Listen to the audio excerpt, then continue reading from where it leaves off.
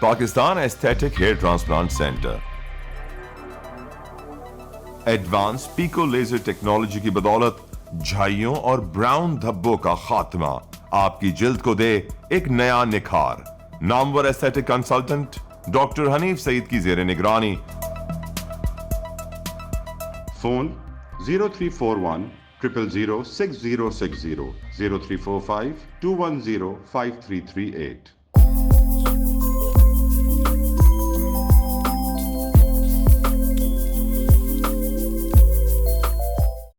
السلام علیکم. Live digital news میں خوش آمدید. آپ نے اب تک ہمارے چینل کو سبسکرائب نہیں کیا ہے تو صحت کی خبروں سے باخبر رہنے کے لیے سبسکرائب اور بیل آئیکن کو پریس کر کے لائک بھی ضرور کر دیں. اسرائیل کی ہٹ دھرمی، غزہ میں جنگ بندی میں تاخیر. غزہ میں جنگ بندی کا آغاز جمعے سے ہوگا. Army chief general Syed Asim Munir کا بڑا اعلان. مایوسی پیدا کرنے والے عناصر کو عوامی حمایت سے شکست دینے کا عزم. فارمیشن کمانڈوز کانفرنس سے خطاب. شہداء کو خراج عقیدت پیش کیا.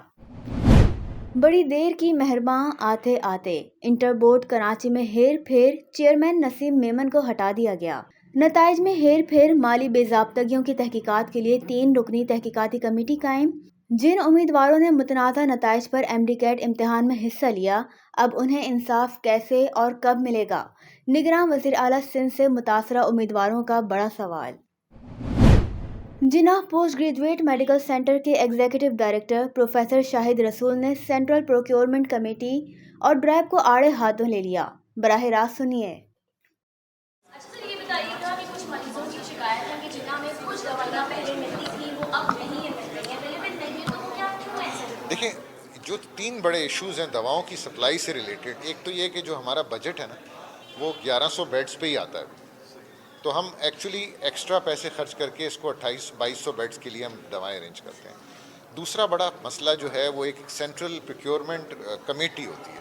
بھائی سینٹرل پروکیورمنٹ کمیٹی جولائی کی 1 تاریخ کو ریٹ لسٹ اور وہ دے دے. آپ دسمبر سے کام کریں، جنوری تک ختم.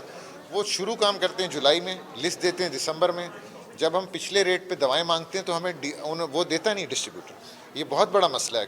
آپ کی میٹنگ ہونی چاہیے جنوری سے شروع یا فروری سے، اور 1 جولائی کو تمام ہاسپٹل کو سینٹرل پروکیورمنٹ کی لسٹ مل جانی چاہیے. تو ایک یہ مسئلہ ہے. تیسرا مسئلہ اس وقت جو بلیک مارکیٹنگ ہو رہی ہے.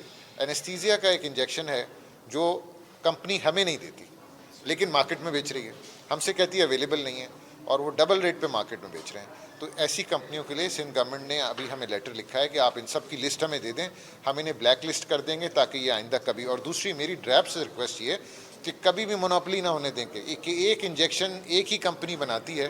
اب وہ اس کے 4000 روپے لے یا 10,000 روپے، وہ گورنمنٹ کو کوٹ کرتی ہے 2500 روپے اور مارکیٹ میں بیچتی ہے 10,000 روپے. تو ڈریپ بھی کچھ انٹرسٹ لے کے جو اسینشیل دوائیں ہیں اس کی کم از کم 3-4 تو ڈسٹریبیوٹر ہونا کم از کم. NICVD کے نئے ایگزیکٹو ڈائریکٹر پروفیسر طاہر جعفر کی تقرری کا باقاعدہ حکم نامہ جاری. اب آپ معروف طبی صحافی سراج الدین امجدی کی خصوصی رپورٹ اور معلوماتی خبریں ملاحظہ فرمائیں. السلام علیکم ورحمۃ اللہ وبرکاتہ. میں ہوں سراج الدین امجدی. ناظرین کرام، 19 نومبر کو دوبارہ MD کیٹ کو منعقد ہوئے. آج 5 روز گزر چکے. آج ہماری تحقیقاتی ٹیم نے یہ حیرت انگیز رپورٹ دی ہے کہ dodge university of health sciences کے مین کیمپس میں گزشتہ 1 ہفتے سے پبلک ڈیلنگ مکمل طور پر بند ہے. کسی غیر متعلقہ فرد کو اندر جانے کی اجازت نہیں.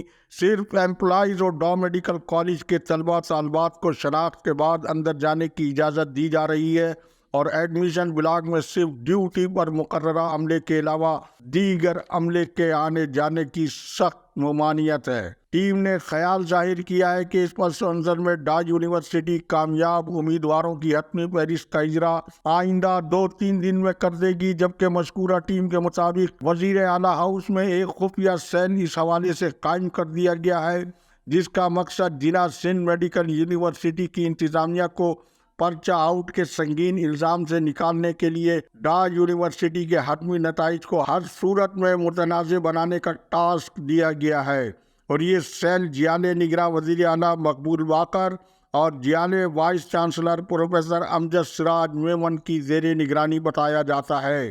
جبکہ چلو تم ادھر کو ہوا ہو جدھر کی، لیکن NDN اپنی ہر خبر اور رپورٹ میں دونوں رخ دکھا کر فیصلہ آپ پر چھوڑ دیتا ہے۔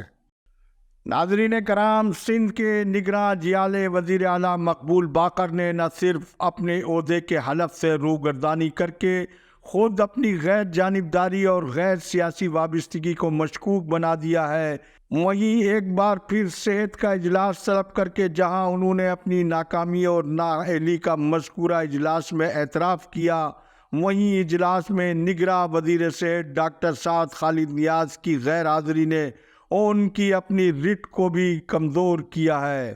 اب کابینہ میں جیالے وزیر اعلیٰ مقبول باقر کے رویے سے کابینہ میں صرف اکیلے وزیر صحت ہی نہیں بلکہ دیگر کئی وزراء بھی وزیر اعلیٰ کے رویے سے سخت نالاں نظر آ رہے ہیں۔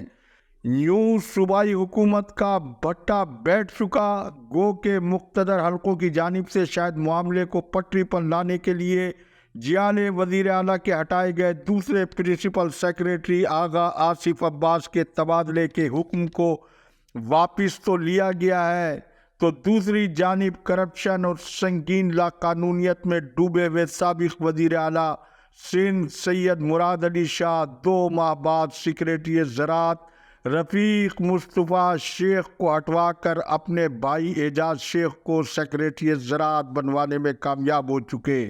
اسی طرح سے محکمہ صحت میں مقبول باقر کی متوازی وزارت صحت کی وجہ سے اسٹیبلشمنٹ کی واضح ہدایت کے باوجود محکمہ صحت سندھ سے سسٹم مافیا کے نیٹ ورک کو توڑنا تو دور کی بات ہے، ان کو اب تک چھوا تک نہیں گیا، جیسا کہ محکمہ صحت میں کرپشن کے مینار Fahim چاچڑ، additional secretary Maulana Bakhsh Sheikh, P P H I کے نیب زدہ سی او جاوید جاگیرانی، اسپیشل سیکریٹری محمد علی شیخ، سندھ میں ایڈز کی شرح کو آسمان تک پہنچانے والے ڈاکٹر سکندر علی میمن، ڈاکٹر فیض منگی جیسے لوگ نہ صرف اپنی جگہ قائم اور دائم ہیں بلکہ وزیر اعلیٰ کے ہمزلف سیکریٹری صحت ڈاکٹر منصور عباس رضوی نے بھی اسی سسٹم مافیا کا حصہ بننے کو پسند کیا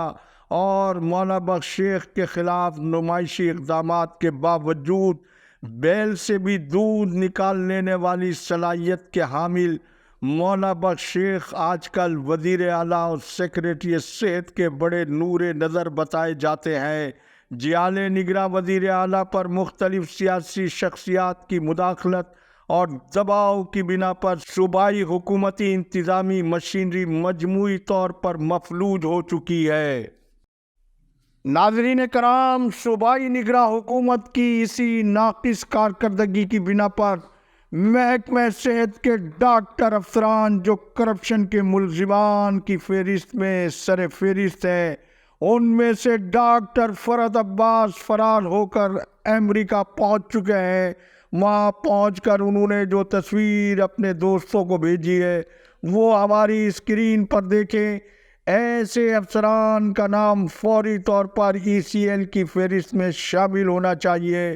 تقریباً 288 محکمہ صحت کے کرپٹ افسران کے ناموں کی فہرست LDN کی تحقیقاتی ٹیم نے مرتب کی ہے، جو قومی مفاد میں قومی سلامتی اداروں کی رہنمائی کے لیے دیے جانے کے علاوہ ضرورت پڑنے پر ثبوت و شواہد کے ساتھ اپنے ناظرین کی آگاہی کے لیے بھی پیش کی جا سکتی ہے۔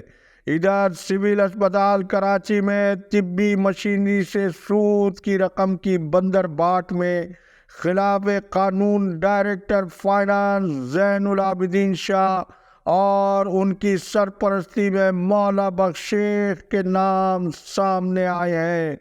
زین العابدین شاہ کی پیشہ ورانہ مہارت کی ایک کارکردگی ہے کہ آڈٹ اعتراضات کی تعداد 118 بتائی جاتی ہے۔ آج تک کے لیے اتنا ہی۔ اللہ حافظ۔ پاکستان زندہ باد۔ عوام و افواج پاکستان پائندہ باد۔